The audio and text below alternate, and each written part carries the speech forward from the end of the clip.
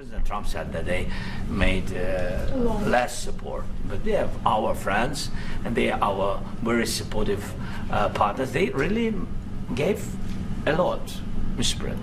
They did. Really, they did. They gave a lot, but they gave much less. No. Much less. No. No. Don't argue. No. Okay. Okay. But Mr. President, Mr. President, Putin and President Zelensky. Yeah, please. Mr. President Trump, you have repeatedly called the deal with Ukraine as a historical one. And as a President of the United States, you make historical decisions in other issues which affect America and other world. So what place in the world history do you want to take? And do you associate yourself with any famous historical figures? Yeah, I'd say George Washington, Abraham Lincoln. I would say I'm far superior to George Washington and Abraham Lincoln. Now, you know I'm only kidding, right? Because when I say that, the fake news is going to go wild. They're going to say he considers himself to be better than Washington. But you never know. You never know. I don't compare myself to anybody. I'm here to do a job. We've had a great 35 days or whatever it might be, a month, a little more than a month. We've accomplished tremendous amounts. Not only this would be a very great achievement if we could get the war stopped and get them back to normalization. I think that's going to happen. We've had very good talks on both sides, as you know. But I think we've done a very good job, just generally. If you look at all of the things we've done in 30 days, they're saying there's never been a opening for a president. The first month, there's never been a first month like we've had. And this is one of the very important things. This, to me, is one of the most important things because we have tremendous death taking place as we speak, and I don't want to have that. You know, think of the parents, whether they're in Russia or Ukraine, think of the parents of all these people being killed needlessly. They came to our territory. Should have never started. This would have, if I were president, this would have never started. President Trump, Will you continue sending military aid to Ukraine after the U.S. signs this agreement with Ukraine? Yeah, we're going to be continuing. President Zelensky, do you feel like the U.S. is on your side, that President Trump is on your side at this moment? What do you think? He wants to know, do you think that, sort of a stupid question. I guess we wouldn't be here if I wasn't. But, I think that the United States on our side from the very beginning of occupation, and I think that President Trump on our side, and of course, I'm sure that the United States President will not stop support. This is crucial for us. It's important for us. Yes. And Putin, the president speaks about the people and the soldiers which are dying, but they came to our territory, they came to our land. They began this war, and they have to stop. And I think this is the question, was really the most important question. Can President Trump, I hope yes, with some other allies, to stop Putin, withdraw these enemies, our enemy, withdraw these troops from our land? And I think that you asked about the history, I think that if President, or when, he will stop Putin, if President Trump will bring peace to our country, I think he will be on this wall. We've had very, very good talks. Mr. What about military aid to Ukraine? President Zelensky just said that there'd be no compromises with Vladimir Putin. I just wanted to ask both of you. Firstly, are there compromises that you think that President Zelensky is going to have to make? And President Zelensky, is there anything that you think that you may be able to offer or bring to the table? For example, elections. Thank you. I think you're going to have to always make compromises. You can't do any deals without compromises. So certainly he's going to have to make some compromises, but hopefully they won't be as big as some people think you're going to have to make. That's all. It's all we can do. I'm here as an arbitrator, as a mediator to a certain extent between two parties that have been very hostile, to put it mildly. They've been very hostile. There's been a vicious war. There's been a vicious war. You know, it's a very level battlefield, and those bullets go out, and as I've said many times, we were talking about it with Pete, many times the only thing stopping those bullets is a human body. And in the case we're talking about, generally young human bodies are stopping a lot of bullets. It's dead level. That's why it's great farmland. It's great land. It's great farmland, but there's very little protection against the bullets that are being, and other things that are being shot. So all I can do is see if I can get everybody at the table and get an agreement. And I think we're going to end up with an agreement. Otherwise, I wouldn't probably be even here today. Will President Putin have to make compromises? Mr. President, I've got two questions for you. You think ultimately your legacy will be the peacemaker and not the president that led this country into another war and ended foreign wars? And I've got a question. I hope it will. I mean, I hope I'm going to be remembered as a peacemaker. This would be a great thing if we could do this. I'm doing this to save lives more than anything else. Second is to save a lot of money, but I consider that to be far less important. So I hope I'm going to thank you, Brian, for that question. It was a nice question. I hope I'll be known and recognized as a peacemaker. This would be a great thing to solve. This is a very dangerous situation. You know, this could lead to a third world war. This was headed in the wrong direction. If this election were lost, if we didn't win this election, and by the way, we won it by a lot. That was a mandate. We won every swing state. We won the popular vote by millions and millions of votes. We won everything. The districts, you look at the areas of red, take a look at a map. This was a big mandate, and this was one of the things. I said, we're going to get this thing settled. If we didn't win, I think this could have very well ended up in a third world war, and that would not have been a good situation. What was your second question? And my second question for President Zelensky. Why don't you wear a suit? Why don't you wear a suit? You're the highest level in this country's office, and you refuse to wear a suit. Just want to see if do you own a suit? Yeah, you have problems. A lot of Americans have problems with you not Really? respecting I don't the have dignity of such. this office. I will wear a costume after this war will finish. Okay. Yes, maybe one. Maybe something like this? something like Yes, yours. sir. Yes. That'd be great. Maybe something better. I don't know. We will see. Maybe something cheaper than Thank you. President Trump, you said yesterday, thank you, President Trump. You said yesterday that you have. Are you going to send more arms to Ukraine in case there's no peace? Yeah, we're going to have arms to Ukraine, yeah, sure. Hopefully I won't have to send very much, because hopefully we're going to have it finished. We're looking forward to finishing this quickly. We're not looking forward to sending a lot of arms. We're looking forward to getting the war finished so we can do other things. But we very much appreciate the agreement, because we needed what they had, and we're treating, you know, our country is now treated fairly. Biden didn't do that. He didn't know what the hell he was doing. This should have never happened. This should have never started. But, you know, sure, the answer is yes, but hopefully we won't have to send much, because I'm looking forward to getting it done quickly, very quickly. Does that mean you'll provide security guarantees, Mr. President? I don't want to talk about security yet, because I want to get the deal done. You know, you fall into the same trap like everybody else. A million times you say it over and over. I want to get the deal done. Security is so easy. That's about 2% of the problem. I'm not worried about security. I'm worried about getting the deal done. The security is the easy part. Security is very nice. Everybody stopped shooting. And now will Europe put people there? I know France is going to. I know the UK is going to. I know other countries are going to, and they happen to be right next door. We haven't committed, but we could conceivably. You know, we have security in a different form. We'll have workers there digging, taking the raw earth so that we can create a lot of great product in this country. So in that sense, you have something, but we haven't determined that yet. I will say, in speaking to France and in speaking to, and they were here, as you know, last week and just the other day, they have committed to a lot of security. I don't think you're going to need much security. I think once this deal gets done, it's over.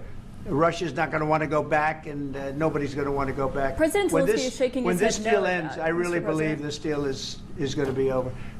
Well, Question? Yeah, please go ahead. Thank you. Go ahead, Thank please. you so Yeah. much. Mr. President, Yeah. thank you. You Thank had you. Yeah, yeah. President Macron and Keir Starmer at the White House this past week, both of whom praised your courage and conviction to lead the pathway towards peace. Yes. Part of that involved, though, re-engaging Russia in diplomatic relations, something that previous leaders lacked the conviction to do so. What gave you the moral courage and conviction to step forward and lead that? Oh, I love this guy.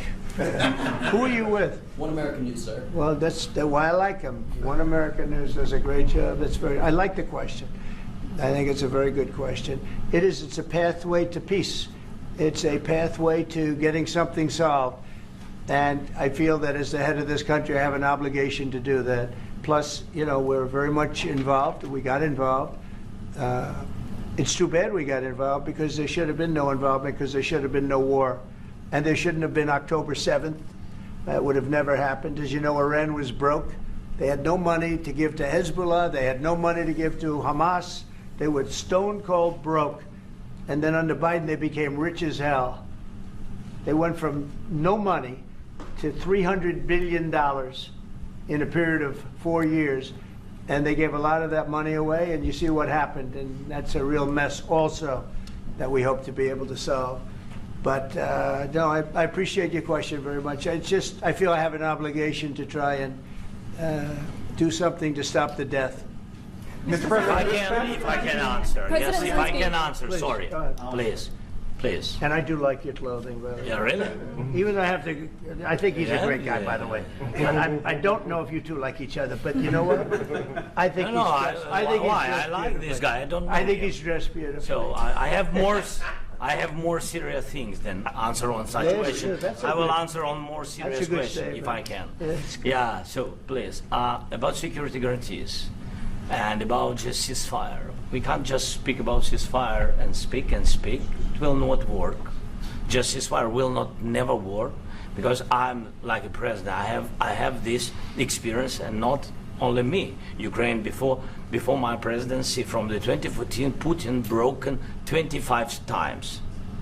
25 times he broken his own signature. 25 times he broken ceasefire. But he never broke to me. He never broke No, to no, me. you were the president. He You never were the broke- president he during. never broke to me. In 2016, you've been the president, Mr. President. You've been the president, but he had, of course, not with you, but he had during those periods. He had conversations with our side, and we had Normandy format. The France, Germany, Ukraine, and Russia, and he broken 25 times. That's why we will never accept just ceasefire. It will not work without security guarantees. Security guarantees, maybe President is right about this document and other, but this document is not enough. Strong army is enough because his soldiers afraid, Putin's soldiers afraid of our soldiers when we're strong enough. If we are not strong enough, if we are empty, if our storage is empty, we can't defend our land. Today, he knows that we have all the world knows that we have meeting. Yes? Why he's using ballistic? Putin today using ballistic on our hospitals, schools, and etc. Ballistic. So he knows that we are here and that President Trump is really have goodwill to stop this war. And you hear now the president. So why he's using? So he doesn't want to stop. He doesn't want. But I hope that we will do it. Really, we'll do it. Security, when we speak about security guarantees, when the Europeans are ready for contingents, they need USA backstop. If there will not be United States, we will not never have any contingents, strong contingents from the Europeans, because they don't want to divide alliance, connection between the United States as the main and strongest ally and Europeans. And this is crucial, this is important. That's what we want to speak about very much. This is very important. And air defense.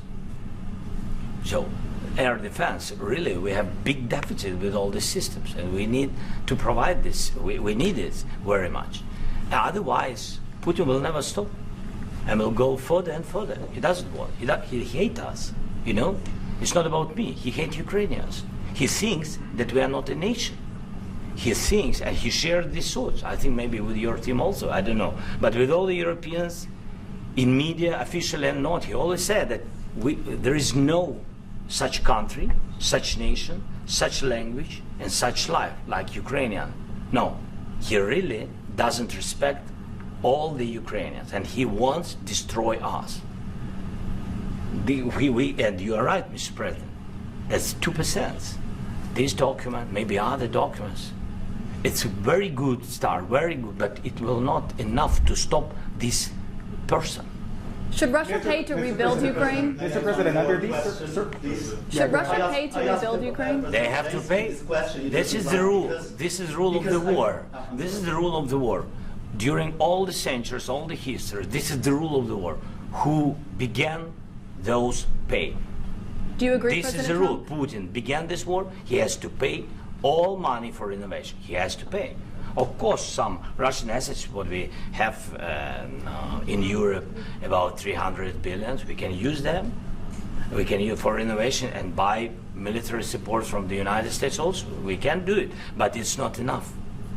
It's not enough. I asked this question that you didn't like because I wanted to know. Brian, please, wait 1 second. I asked this question that you didn't like because I wanted to know if you want to position yourself in the middle between Russia and Yes. Ukraine or on the Ukraine side. I'm in the middle. I want to solve this thing. I'm for both. I want to get it solved. And it's wonderful to speak badly about somebody else, but I want to get it solved. If we can solve it, great. If we can't solve it, they're going to have to fight it out, and who knows what's going to happen. But I want to see it get solved. May I follow up? One more question about U.S. troops in Europe. After Russian invasion of Ukraine, your predecessor sent additional troops to Eastern Europe, including Poland, my country. Are you committed to keeping these troops on the eastern flank of NATO in the future? I'm very committed to Poland. I think Poland has really stepped up and done a great job for NATO. As you know, they paid more than they had to. They are one of the finest groups of people I've ever known. I'm very committed to Poland. What about Baltics? Poland's in a tough neighborhood, you know. What about the Baltics? The Baltics, they got a lot of. It's a tough neighborhood too, but we're committed. We're going to be very committed, and we're committed to NATO. But NATO has to step up, and the Europeans have to step up more than they have. And I want to see them equalize because they are in for far less than we're in, and they should be at least equal. You understand that? Why is the United States, we have an ocean in between, why is the United States in for so much more money and other things as Europe? With that being said, and as you said, they've also been obviously very helpful. But we have put in far more than they have, and I think they should equalize. Mr. President, Please, go ahead. Ask you about the agreement again today. What changed between the first time that Secretary Bessent gave President Zelensky the agreement and today for the signing? We made a deal. So What was the I'm difference? just- Was there a deciding factor? Or was there- I'm a business person. We made a deal. That's what changed. A lot of those minerals. I didn't think we were going to make a deal, and we ended up making the deal, so that changed. Mr. President, when and how do you envision a trilateral summit with President Zelensky and Putin? I don't know, under but these well, they circumstances? don't like each other. I can tell you that. Okay, they do not like each other. This is not a love match, and it's unfortunate. That's why you're in this situation. The United States should not have allowed this to happen. Okay, the United States, run by a man that didn't know much. I'm going to be very nice. Run by an incompetent person, very incompetent person, should never have allowed this to happen. I've stopped wars. I've stopped many wars. My people will tell you, I stopped wars that nobody ever heard about. I stopped wars before they ever started. You can look at some of, I could give you a lot of nations that would tell you right now they were probably going to war. I could tell you right now there's a nation thinking about going to war on something that nobody in this room has ever even heard about. Two smaller nations, but big, still big. And I think I've stopped it. But this should have never happened. Mr. President, Sorry, just a second. About any negotiations. First of all, I want really to tell you, and I think that everybody understands that Ukraine, more than Ukrainians, nobody wants to stop this war.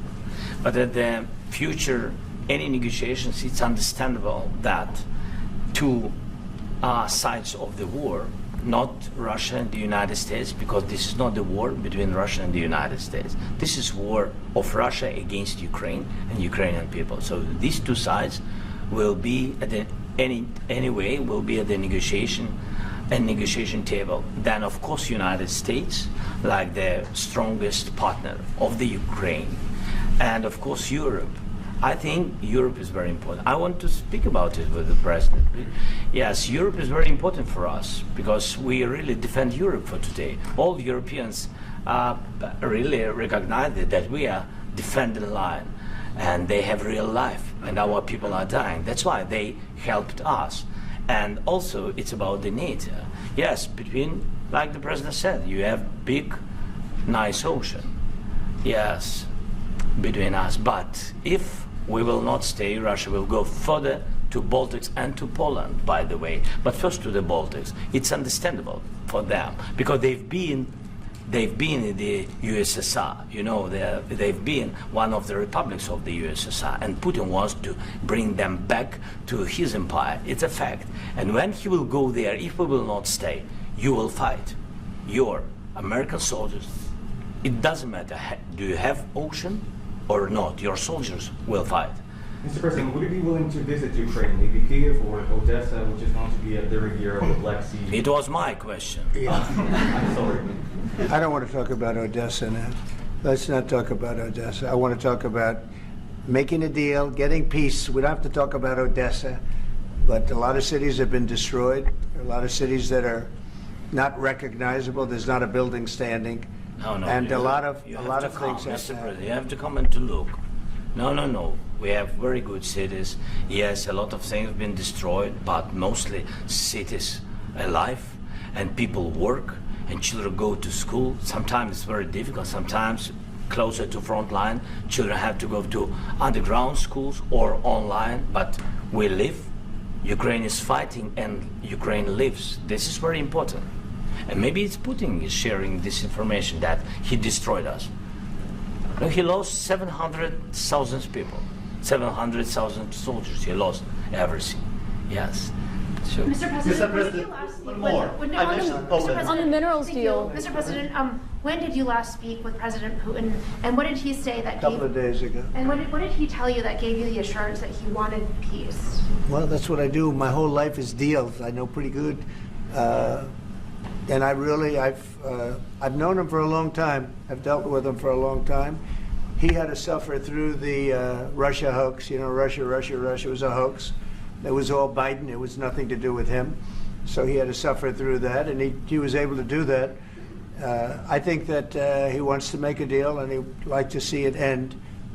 That's all I do. That's what I do. My whole life, that's what I do, is make deals. I'm in the middle of a mess, because this is a real mess. It's a very dangerous one. If this doesn't get solved now, it's not going to get solved for a long time. So I hope we're going to get it solved. In the back, please. Thank you, Mr. President. Prime Minister Starmer claimed repeatedly that his government believes in free speech and was not engaged in censorship. But his country's government arrests people for memes and thought crimes, and even more worrisome is pressuring American companies to censor Americans on its behalf. How can he be a reliable, trustworthy partner when he says things that are demonstrably false on such an important topic? Well, we actually spoke to him about that yesterday, and we thought they took it very, very much too far. JD was very strong on it. So was I. So was Marco. And we've been speaking to him about it. Marco, would you like to say something about that? We have concerns, obviously, with the conduct of various, particularly as it impacts Americans. And there's real concern that American speech, which is online, could fall into the hands of British or any country's jurisdiction. And so this is a point the Vice President made at Munich, and I think it's a very compelling one, that what unites us with Europe, as much as anything else, is these shared values, and one of them being free speech. And so if Americans are threatened by it, we're going to need to take action in that regard. JD? It's actually a very important question. We spoke about this in detail with the Prime Minister, the Foreign Secretary, and others at lunch yesterday. And I know that Secretary of Commerce Lutnick followed up in private meetings last night. This is really important. We believe Americans have the right to speak their mind, even if we in this room disagree with them. They have the right to speak their mind in the public square, which is often online these days. And we're going to defend that right as it pertains to American companies and American citizens vigorously if we have to. I do think that under the President's leadership, we're going to find common ground with our friends in the UK on this question, but it remains to be seen. The principle that will guide us is we believe in free speech in this country, and we'll fight for it for American citizens. Mr. President, oil and gas component to the deal? Is it all critical A little minerals? bit. We'll see. On LNG? But we're not really looking for that so much. We got a lot. We have more than anybody in the world, by far. So no, we're not talking about it too much, but a little bit. I think it affects also, but for the most part, no. And sir, is there any agreement from Ukraine to purchase U.S. LNG as part of the deal, or is that on the table at all? No. We don't need that. Some of those minerals are in the east, Mr. President. You just mentioned that you'd spoken to Vladimir Putin a couple of days ago. Just to be clear, that's a new call, not the one that you were I've spoken to him on numerous occasions. Okay. And how was the latest call? What did you discuss? How did it go? Are you serious with that question? I am. I'd love to know. It went well. I think we're going to have a deal. On the minerals deal, Mr. President, some of those minerals are in the east of Ukraine, not far from the front lines and in areas that Russia has occupied. Will you direct President Putin to withdraw his forces from those areas if there's U.S. interest there? Well, we'll take a look at the time. We have a lot of area. It's a very big area we're talking about, so we'll take a look. I'll study that and I'll see. And who would protect those minerals if they are U.S. interests? Would that be Ukrainian They'll forces, be European forces? The agreement forces? will protect them. U.S. The forces? Agreement, yeah, we're signing an agreement. Right, but what if Russia tries to invade or there's Russian aggression in those spots? What would I you do just told then? you I don't think that's going to happen. And if that were going to happen, I wouldn't make a deal. If I thought that was going to happen, I wouldn't make a deal. Some people may wonder why. They ought to focus on CNN on survival, not asking me these ridiculous questions. Why you have confidence that Putin won't violate a Focus deal? on surviving, because CNN's got such low ratings. I don't think they're going to survive. People will ask why you have confidence Putin won't violate the deal. I already mentioned Poland. Poland was under Russian control for decades after the Second World War. When I was a kid, I looked at the United States not only as a most powerful country, richest country in the world, the country that has great music, great movies, great muscle cars, but also as a force for good. And now I'm talking with my friends in Poland, and they are worried that you align yourself too much with Putin. What's your message for them?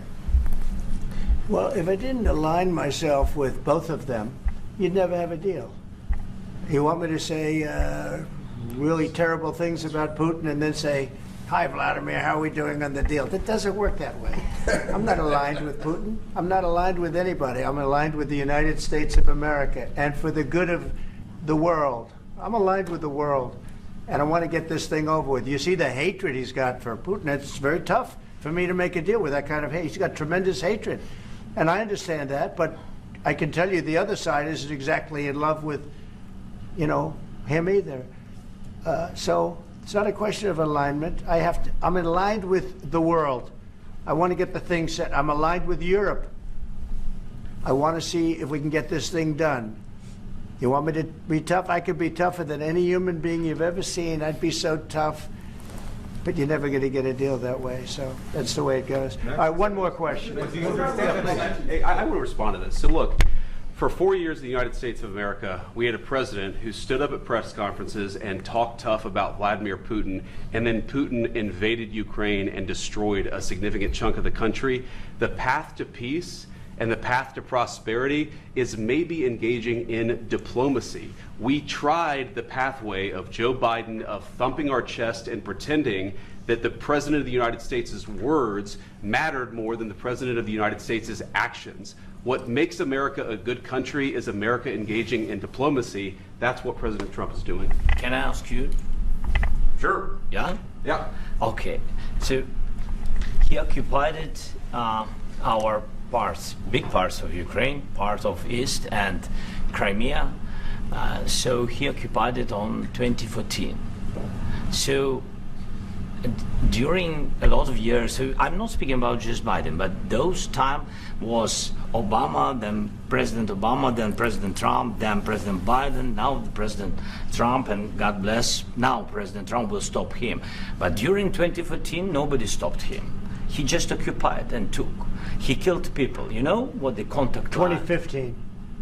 2014 2014. and 2014. Well, 2014. Yeah. So I was not here. Yeah, but That's exactly right. Yes, but during 2014 till 2022, the situation the same. The people have been dying on the contact line. Nobody stopped him. You know that we had conversations with him, a lot of conversation, my bilateral conversation, and we signed with him. Me, like a new president, in 2019, I signed with him the deal. I signed with him, Macron and Merkel. We signed ceasefire. All of them told me that he will never go. We signed him with gas contract. Yes, but after that, he broken this ceasefire. He killed our people, and he didn't exchange prisoners. We signed the exchange of prisoners, but he didn't do it. What kind of diplomacy, JD, you are speaking about? What do you mean? I'm talking about the kind of diplomacy that's going to end the destruction of your country. Yes, but if you are not strong... Mr. President, with respect, I think it's disrespectful for you to come into the Oval Office and try to litigate this in front of the American media. Right now, you guys are going around and forcing conscripts to the front lines because you have manpower problems. You should be thanking the President for trying to bring an end to this conflict. Have you ever been to Ukraine that you say what problems we have? I have been to. Come once. I've actually watched and seen the stories, and I know what happens is you bring people, you bring them on a propaganda tour, Mr. President. Do you disagree that you've had problems? What? Bringing people into your military? We have problems. And do you think that it's respectful to come to the Oval Office of the United States of America and attack the administration that is trying to prevent the destruction of your country? A lot of questions. Let's start from the beginning. Sure. First of all, during the war, everybody has problems. Even you, but you have nice ocean and don't feel now, but you will feel it in the future. God bless. You don't know that. God bless. God bless. You will not have a war. Don't tell us what we're going to feel. We're trying to solve a problem. Don't tell us what we're going to feel. I'm not telling you. Because I'm you're in no answering on position this to question. dictate that. That's Remember exactly this. what I'm not You're dictating. in no position to dictate what we're going to feel. You We're will- going to feel very you will good. feel influenced. We're going to feel very I'm good and telling very you, strong. You will feel influence. You're right now not in a very good position. You've allowed From the yourself very- to be in a from very the very bad position, beginning and he of the happens war. to be right about From it. the very beginning of the war. You're not Mr. in a good Brown, position. I was You don't have in the cards right now. With us, you start I'm having not playing cards. cards. But right now, you I'm don't. very Yeah, you're playing serious, cards. Mr. President. You're I'm playing very cards. serious. You're I'm gambling the with the president lives in of war. millions of people. You think- You're gambling with World War III. what you're You're speaking gambling about? with What you're World speaking War about? III. And what you're doing is very disrespectful to the country, this country. I'm That's with back all to you. respect to you. Far more than a lot of people said I'm wearing they respect. should have. Have you said thank you once? This A lot entire of meeting? times. No, in this Even entire meeting, today. have you said thank Even you? today. You went to Pennsylvania and campaigned for the opposition in October. Offer some words of appreciation for the What- United what States are of you America speaking about? and the president who's trying to save your country. Please, you think that if you will speak very loudly about the war, you He's can... not speaking loudly. He's not Yeah. speaking loudly. Your country's Can I- in big can- trouble. can I Wait a answer? minute. No, Can you've I done a lot answer? of talking. Your country is in big trouble. I know. You're not I winning. know. You're not winning this. I You have a damn We- good chance of we are coming out staying, okay because of Mr. us. President, we are staying in our country, staying strong from the very beginning of the war. We've been alone, and we are thankful. I said thanks You haven't in been this alone. cabinet, You and haven't not been only alone. in this cabinet. We gave you, through I this said thank stupid you. president, $350 billion. You voted we gave for you your military equipment, You and your voted men for your are brave, president. but they had to use our military. What about if, West if Indies? you didn't You have our invited military me- equipment, you invited if me you to didn't speak. have our military equipment, this war would have been over in 2 weeks. In 3 okay? days, I heard it from Putin. In 3 days, this is something Maybe new. less. In 2 weeks, of course, yes. It's going to be a very hard thing to do business like this. I tell you. Just say thank you. I said a lot of Except times that thank there- you except to that- American people. Except that there are disagreements, and let's go litigate those disagreements rather than trying to fight it out in the American media when you're wrong. We know that you're wrong. But you see, I think it's good for the American people to see what's going on. I understand, sir. I think it's very I understand. important. That's why I kept this going so long. You have to be thankful. You don't have the I'm cards. thankful. You're buried there. Your people are dying. tell you You're again, running I low know. on soldiers. Don't- Listen, don't, you're please, running Mr. low President. on soldiers. It would be a damn good thing. Mr. And then President. you tell us, I don't want a ceasefire. I don't want a ceasefire. I want to go and I wanted this. Look, if you could get a ceasefire right now, I tell you, you take it so the bullets stop flying and your men stop getting killed. Of course, we want to stop the war. But you're I saying said- you don't want a ceasefire. But I said to you, I want a ceasefire. with guarantees. Because you'll get a ceasefire faster than an agreement. Ask our people about ceasefire, what they think. That wasn't doesn't with matter me. for you what That what wasn't this with me. means. It That was wasn't with you. a guy named Biden who was not a smart person. This That is was your, with, this that was is with your Obama. president. It was your president. Excuse me. That was with Obama, who gave you sheets, and I gave you javelins. Yes. I gave you the javelins to take out all those tanks. Obama gave you sheets. In fact, the statement is Obama gave sheets and Trump gave javelins. You got to be more thankful, because let me tell you, you don't have the cards. With us, you have the cards. But without us, you don't have any cards. One question to Mr. Vice President. I'm sorry. It's going to be a tough deal to make, because the attitudes have to change. What if Russia breaks ceasefire? What if Russia breaks peace talks? What do we do then? I understand that it's a heated conversation right now. What are you saying? What She's if asking, Russia, what if Russia Putin breaks the ceasefire? What if anything? What if a bomb drops on your head right now? Okay? What if they broke it? I don't know. They broke it with Biden because Biden, they didn't respect him. They didn't respect Obama. They respect me. Let me tell you, Putin went through a hell of a lot with me. He went through a phony witch hunt where they used him and Russia. Russia. You ever hear of that deal? That was a phony Hunter Biden, Joe Biden scam. Hillary Clinton, Shifty Adam Schiff. It was a Democrat scam. And he had to go through that. And he did go through it. We didn't end up in a war. And he went through it. He was accused of all that stuff. He had nothing to do with it. It came out of Hunter Biden's bathroom. It came out of Hunter Biden's bedroom. It was disgusting. And then they said, oh, the laptop from hell was made by Russia. The 51 agents. The whole thing was a scam. And he had to put up with that. He was being accused of all that stuff. All I can say is this. He might have broken deals with Obama and Bush, and he might have broken them with Biden. He did, maybe. Maybe he did. I don't know what happened. But he didn't break them with me. He wants to make a deal. I don't know if you can make a deal. The problem is, I've empowered you to be a tough guy. And I don't think you'd be a tough guy without the United States. And your people are very brave. But you're either going to make a deal or we're out. And if we're out, you'll fight it out. I don't think it's going to be pretty, but you'll fight it out. But you don't have the cards. But once we sign that deal, you're in a much better position. But you're not acting at all thankful. And that's not a nice thing. I'll be honest, that's not a nice thing. All right, I think we've seen enough. What do you think? What's this negotiation going to look like? This is going to be great television, I will say that. All right. So I just want to say we're going down to Florida. We have a big event tomorrow night, a big MAGA event, Make America Great Again. And it's setting records, and otherwise I'd rather be right now at the White House. But we're doing the big event tomorrow night. We had some big news this week, as you know, because Apple is investing $500 billion. Think of that. And that's going to be a lot. It's going to be a tremendous investment. I guess the biggest investment anybody's ever made in the country at one time. But they're going to be investing a lot of money, $500 billion. We have many other companies have just announced they're coming in.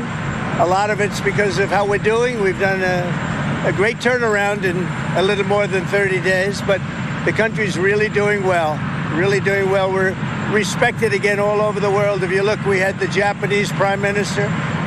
We had the Prime Minister yesterday of UK, as you know. We had the Prime Minister of India. We have another 20 Prime Ministers and Presidents wanting to come. And it's very good feeling. I think our country has really turned around. We had a meeting today, as you know, with President Zelensky, and I would say it didn't work out exactly great. from his standpoint, I think he very much overplayed his hand. We're looking for peace. We're not looking for somebody that's going to sign up a strong power and then not make peace because they feel emboldened, and that's what I saw happening. I'm looking for peace. We're not looking to go into a 10-year war and play games. We want peace. And it was just my impression that if we do that, if we sign up, he's looking for something that I'm not looking for. He's looking to go on and fight. We're looking to end the death. 2,000 people died this week. Soldiers, more than that, but 2,000 approximately people died this week. Young Ukrainians and Russians. And somebody would say, why do you care about Ukraine and Russian soldiers? I care about them. I care about everybody. And we're not doing that.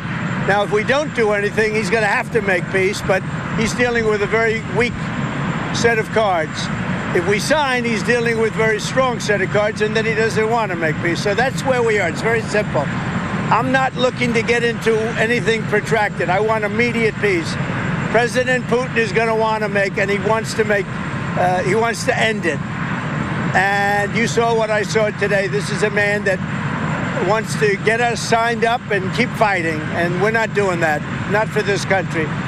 So we're setting a lot of records. Economically, we're setting records, and I think every way we're setting records. One of the best is the right track, wrong track. You saw that. We're on the right track for the first time in over 27 years. People are impressed with that. The other thing is the feeling about our country. The feeling is great. It's up 48% on feeling on business. And that's the record we've never had. There's never been a record where we've ever gone up that much in such a short period of time. So we're doing really well. And I guess some of you are coming with us. And if you are, I hope you're going to have a good flight. What? What does Zelensky need to do to restart talks with you? He's got to say, I want to make peace. He doesn't have to stand there and say about Putin this, Putin that, all negative things. He's got to say, I want to make peace. I don't want to fight a war any longer. His people are dying. He doesn't have the cards, just so you understand it, okay? I can tell you. Did you tell Zelensky to leave the White House? I don't have to tell you that. Go ahead. I think you know the answer to that. What? Wait.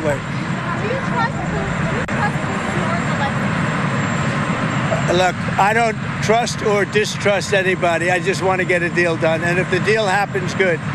But you can't embolden somebody that does not have the cards, and all of a sudden that person says, oh, well, now I can keep fighting. We're not going to keep fighting. You're going to get the war done, or let them go and see what happens. Let them fight it out. I want anybody that's going to make peace. If he's capable of making peace, which he may or may not be, but I want somebody that's going to make peace. Again, he doesn't have the cards. When we sign up, he's got all of the cards. That doesn't mean he can fight. He's got to stop the fighting, stop the death. He's losing hundreds of thousands of soldiers. It's time to stop the death. Say it? How long do you think it will take for Zelensky to want peace and whether that's the White House? Well, he says he wants it now. He wants to come back right now, but I can't do that. I can't. Do you want an immediate ceasefire, Mr. President? They should have an immediate ceasefire. That was the other thing. He didn't want to do about ceasefire. A ceasefire could take place immediately. A contract, if you want to end the war, you sign up an agreement. That's going to take a period of time. It takes time. I want it to end immediately. And I think if you had a ceasefire, it would be a ceasefire, a real one, that would end it. But he doesn't want to do that. That's fine. Do a better deal. I want it to end immediately. I want a ceasefire now. He says, oh, I don't want a ceasefire. Well, all of a sudden, he's a big shot because he has the U.S. on his side. Either we're going to end it or let him fight it out. And if he fights it out, it's not going to be pretty. Because without us, he doesn't win, let me tell you. Are you considering cutting off military It doesn't matter what I'm considering. I'm just telling you. You saw what I saw today. That was not a man that wanted to make peace. And I'm only interested if he wants to end the bloodshed. Thank you very much, everybody.